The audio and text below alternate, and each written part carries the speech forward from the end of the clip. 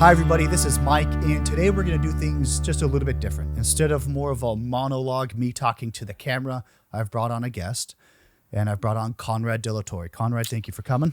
Oh, my pleasure, Mike.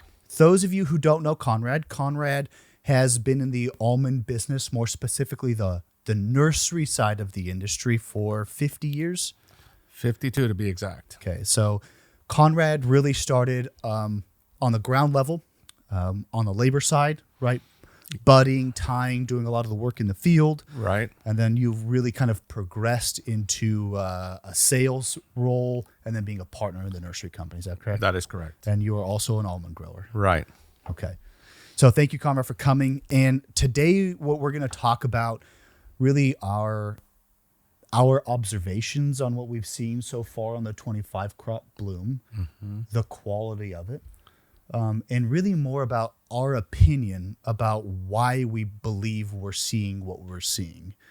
I don't think I should say the intent here is not at all to give a crop estimate or a number on the 25 crop.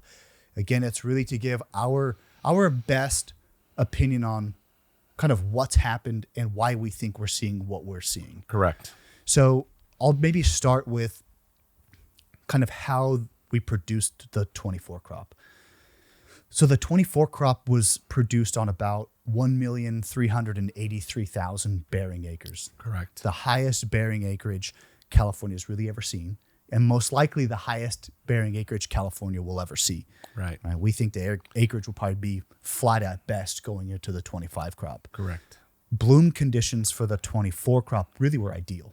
Perfect. Right? Yes. It was clear skies, temperatures were good. Really, there was no question. Right. Right. Financial constraints probably were still there from growers in the 24 crop, right? I mean, people were struggling, maybe cutting budgets back quite a bit, fertility, things like that. But again, you had great bloom and you had the largest bearing acreage we'd seen, and we produced a crop of 2.67, arguably. Right. Right? Well below people's expectations. Absolutely. So kind of towards the tail end of the it really wasn't the tail end, but it was June and July, right before harvest really started for the 24 crop, we saw some pretty extreme weather. Extremely, very hot. Right. So what we're going to do is really kind of dive into what we saw in June and July of 2024 and maybe try to draw some parallels from that time period to kind of what we're seeing today. Right. Maybe some of the effects of that heat. And to give a little bit of context, I think, to how hot it was, I'm just going to read a little bit. I wrote a little report internally. We'll probably release it a little bit, but just for context, I'll read a little bit of this. Okay. The heat wave that occurred in June 2024 was significant, with temperatures well above the average. This time period was likely among the top 5 hottest Junes on record. July 2024 was even more extreme. It was one of the hottest Julys on record, surpassing temperatures from 1931 to 2021 in several key cities of the Central Valley. This makes July 2024 not just a record setter, but potentially the hottest July in historical data for this region. Specific locations like Merced, Madera, Fresno, and Bakersfield all saw temperatures that were unprecedented, with daily highs often above 110 degrees and sometimes nearing 120 degrees Fahrenheit. Comparatively, before the 2000s, while there were hot summers, the consistency and the intensity of the heat in 24 would be exceptional, even compared to historical heat waves. The 1930s, often cited for its Dust Bowl heat, might have had similar peak temperatures, but the duration and widespread nature of the 2024 heat wave were likely more intense. So it was probably the hottest June and July we've ever seen. Absolutely. Okay. And it wasn't just about the temperatures, but it really was about the duration, how many days it was hot like that. And I was reading a few articles before we came on here, and it was talking about the average temperature. So basically the high versus the low. And even that average was some of the highest daily averages we had seen, especially strung together for a duration. Correct. So if you could maybe just walk us through kind of the physiology of an almond tree during that time period and maybe the effects it has on kind of what we're seeing today. Well, kind of starting mid-June to late June and July. I mean, from the nursery side of it, I mean, we had to send our crew home right about 10:30 in the morning. Yeah. It was that hot already because you can only work them up to 95 degrees. So you could see it started very early in the morning and stretched out to late afternoon. That's the longest I've ever seen it go for such a long time.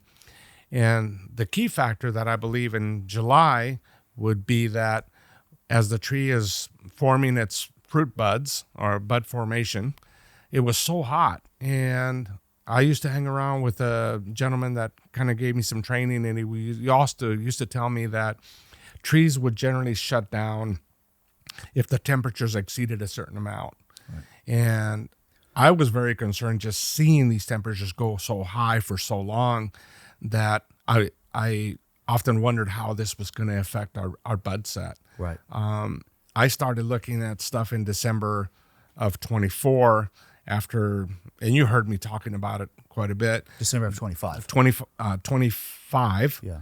No, December of 24. Okay. Okay. Right, Looking at bud set, you Right. know, and you could usually see the kind of fruit set that you have on an almond tree. And I started seeing a lot of light bud sets, especially in Nonpareil, Monterey's, the older trees especially. And so I got a little concerned about that. Started thinking, wonder if the heat had a big impact. And I do believe that based on what you're reading here, that it is correct. I mean, I think it really affected the bud differentiation at the time, and it really weakened a lot of these, especially the older trees. But walk me through kind of what the tree is doing in June and July. Maybe if you could start at the root system, right? Soil temperatures, right? What that does.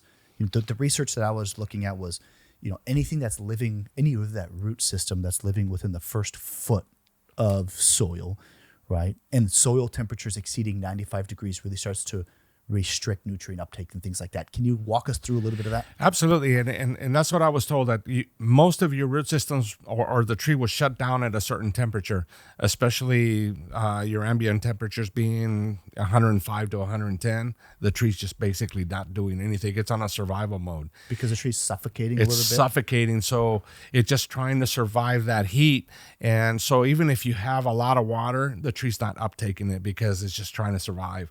So it causes some kind of a suffocation effect. Yeah. And so the important part of that is that it's forming its fruit buds for the following year. And I think all that had an effect.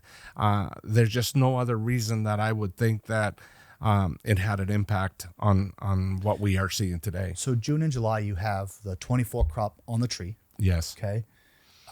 And at the same time, that tree it's on the new growth that the tree is differentiating between a leaf or a flower bud. Right. Correct? Right. So it's basically still hanging on to the current crop, right, and setting the potential for the new crop all kind of at the same time in June Correct. and July. Correct. Right. And so then as those soil temperatures probably increase over 95 degrees, so when it's 115 outside, your soil temperature is probably 95 right. to 100 degrees. I would say anywhere from 85 to 95, and that's extremely high for soil. 85 to 95 degrees is where you start to see more of this nutrient and water uptake restriction. Yes. Okay. Yeah, so the tree's not going to uptake much. And once you get beyond that on top, obviously the tree is really struggling to make or do its job to set the bud set for the following year. So I think that had a big impact on what we're seeing today. So outside of the physiology stuff, right? So, okay, fine. It's hot. The ambient temperature, the air temperature, I think it's been referenced as, is at such a level that the tree isn't respirating, right? So It's not basically breathing. There's when I was reading here, there was called stomata, right? Which are the holes on the leaf that allow the tree basically to breathe. Correct. And at a certain air temperature, which is probably, I think it's 105 degrees, those stomata close. Right. So now the tree's not it's not breathing. respirating anymore. It's not right? respirating. Yes. Yeah, that's what I was thinking. It's not respirating. Mm-hmm. At the same time, that soil temperature is above 85 to 95 degrees. So that root system really isn't uptaking water or right. nutrients as well. So this tree, to your point, is really going into a survival mode. Yes. So maybe your bud differentiation starts flipping over from, fruiting or productive to more survival and leaf bud type of differentiation. Right. And that's really, I think, what we're seeing, right? I think that holds true. And one of the biggest questions is, of course, in some of these buds, I've noticed some of the buds that you're usually used to seeing nice and plump and really, you're seeing a much smaller bud that, may not be viable. It remains to be seen. We're going to learn something this year, I think, based on what we see in the end result. But I'm very concerned, honestly, personally, that I think just looking around that I think a lot of this stuff and talking to growers all throughout the valley have mentioned a major problem with some of this stuff. We should caveat this with not everything that we're seeing looks like this. No, absolutely right? There not. are definitely some, beautiful looking orchards that are going to set good crops. Yes. Right. There's also this marginal type stuff that we're seeing that has limited amount of flower buds. Right. What you would qualify as maybe lower quality buds. Right. And they're leafing out right now. That would be probably normal in a independence. Right. Where it looks like you're blooming and leafing out all at the same time. Mm-hmm. That's maybe characteristic of that variety. Mm-hmm. But in a non-pearl Monterey, Aldrich, or a Fritz, you don't really see that leaf bud really start pushing as early as you are now. No, and you're seeing a lot of that already. Yeah, right. The tree's still flowering and it's already has leaves on it. So it's already, doing its thing. And the younger stuff looks really good. Fairly good. Butte Padres look very good. Your Independence, the younger trees look very well. Let's not get into varieties. I think some of these varieties can be very light. But I still think in general, anything above 10 years is really affected severely. Let's talk about rootstocks then, right? So we keep talking about we've mentioned at least rootstocks that live within the first foot of soil. And we reference soil temperatures that could affect that. Right. So what has really led us to this conversation, or a little bit more of the research side of this, is the common theme that we keep hearing: trees or varieties that are on a Nemagard rootstock kind of consistently look weaker than those that are on a Hansen or some version of a hybrid. That is true. Nemagard is more shallow rooted. So generally you're going to have higher temperatures in that higher area, where your hybrids are deeper rooted and they have more uptake possibilities because it's just a stronger root system that provides all the strength they need for the top. So I think all that has an effect in a lot of cases, and it depending a lot on water scheduling and stuff like that. But even if you had a lot of water irrigation at the time, that didn't seem to make a difference. The really. tree was shutting down. The tree was shutting down, and it doesn't matter. If it can't uptake it, it doesn't matter if it's there. Some of this is going to be hard for us to kind of parse through, right? Because if you look back, we think about 48% of the total standing acreage today is on a Nemagard or some sort of a peach almond hybrid rootstock. Right. Right. So a shallow rooted root system. Right. But that also is some of the older acreage in California. Correct. Right. So we're doing our best, right, with trying to identify why. But really, it could be age, or it could be rootstock, or a combination of shallow-rooted rootstock with some of these older trees. It's absolutely a combination. You're talking 48% of any kind of peach rootstocks were the predominantly higher planted rootstocks, and of course the trees are older, so you have a bigger canopy, and you have a minimal root system there that is really doing the work. And I think all that has an effect. When you start getting into your Viking, your Bright's hybrid, Hansen, obviously those are much deeper rooted. They have a lot of almond blood in them, so they can tolerate stress slightly better than Nemagard. So that could make a big impact. And that's one of the reasons why in today's world, everybody plants hybrids now. Right. Because of, not only because of that, it's just better anchorage and healthier trees overall. And that probably started in 2016. Like from a nursery perspective, you were doing much less Nemagard. Oh, absolutely. Yeah. Back in, I think in 16, 95% of what I was growing, it was still Nemagard. Wow. And then we actually kicked into our hybrids in 2017, and now we're 95% hybrids and 5% Nemagard. It's the opposite completely. Yeah. So again, to kind of just recap what we're talking about is generally the bloom that you're seeing. I think there are some fantastic looking orchards. I think there's quite a big distribution that's in the middle that maybe is not exactly what you would like to be seeing. Right. And then on the other side, there are orchards that are pretty abysmal, Yeah. right? They're leafing out already. And so all we're trying to do with this is kind of, again, share our opinion about why we're seeing maybe a marginal bloom, Right. marginal quality, quality bloom and light bloom Yeah. in some of these varieties. And I mean, it could fool you. You can actually drive by an orchard on the edges and they look really good. Right. But the minute you walk into the field, it gives you a different story. So I think it's going to be all over the board.